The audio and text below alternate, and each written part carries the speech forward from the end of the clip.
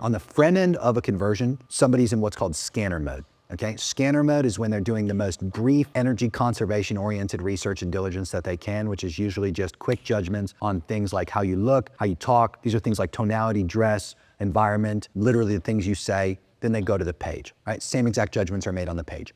What's being said, environment, character, all these kinds of things are also quick judgments, okay? Right. They may also make these same judgments in application processes or whatever process you put them through to get onto the scheduled call, right? At this point, once they do the actual scheduling of that call, they switch from scanner mode to justification mode, okay? This is where content is most helpful in the scenario you're talking about where it fits into direct response, okay? Listen to this.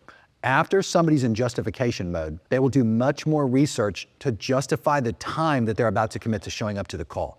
This is as an example where a few of my back-end selling systems come in. As soon as somebody books, we hit them with content straight away on our confirmation page. We'll put what we call breakout videos on our page that answer questions they actually give a fuck about, right? These would be things that, again, they literally want to know. Not things that you may guess and think they want to know, things that they legitimately give a fuck about knowing. We will help them do research on us. Like we'll make a video as one of those breakout videos that literally just says, hey, so you're probably wondering who we are, whether we're a scam, whether you can actually trust us. Like, let's literally walk through it together and do the research.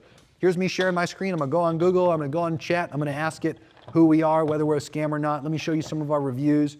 We've had videos where we tell people to go into their payment processor and show their dispute rate. As an example, I have an education company. I have a 0.38% dispute rate. I've been in business since 2017 with the exact same payment processor, and it's Stripe, right? How many education companies you know that can say that? It's like most of them get fucked on, and then they have to move around to different payment processors from how cooked their dispute rates are.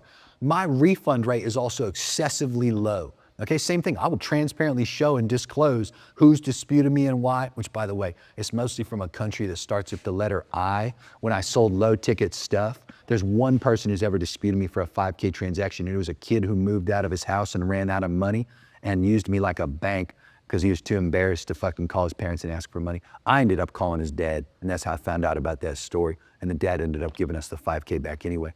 So here's my point though.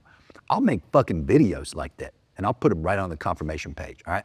I do these things called value-dense email sequences. We take those same concepts, put them into emails, right? Rather than just the generic, make sure you show up shit. I have this strategy called the hammer them strategy, which is all content. It's purely content.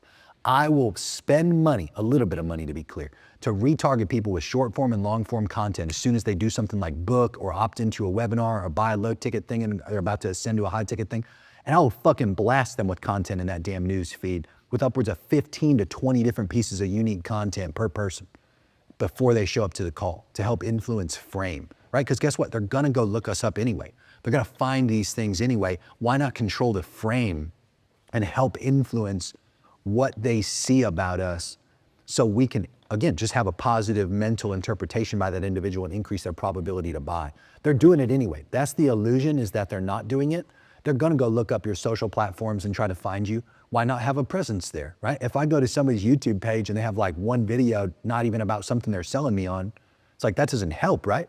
Creates an incongruency. Same thing on any social platform I could find that individual on. Like, I'll give you another one. I fucking hate LinkedIn. I think LinkedIn is a spam hellhole. I don't even think there's a single real person on LinkedIn. I think all of LinkedIn is just bots. I think everybody leverages AI and tech on LinkedIn. I truly hate it. It is my least favorite platform ever. But if you go on LinkedIn and you look at me, I have all my content posted on LinkedIn as well. I have long form blogs, I have videos that get posted to LinkedIn, but I don't give, my personal opinion doesn't prevent me from still taking advantage of that platform. And guess what? I still get an occasional person that comes through one of our funnels that says, oh yeah, dude, I looked you up on LinkedIn, like that's where I consumed XYZ from you. And I then tell them, I'm like, glad that worked, you know, thanks for helping. Thanks for justifying that for me, because I fucking hate that platform and I wouldn't post shit there if I just let my opinion control it, right? So again, the point I'm attempting to make, I've seen at a scaled level of ad spend, and I mean a fucking lot of ad spend, that when I have a client or myself with organic presence on not just one platform, but all platforms, I'm converting better on my direct response comparatively to without it. Does that make sense? Yeah. That's it, that's purely it. It just makes more money. I don't wanna be right, I just wanna make money.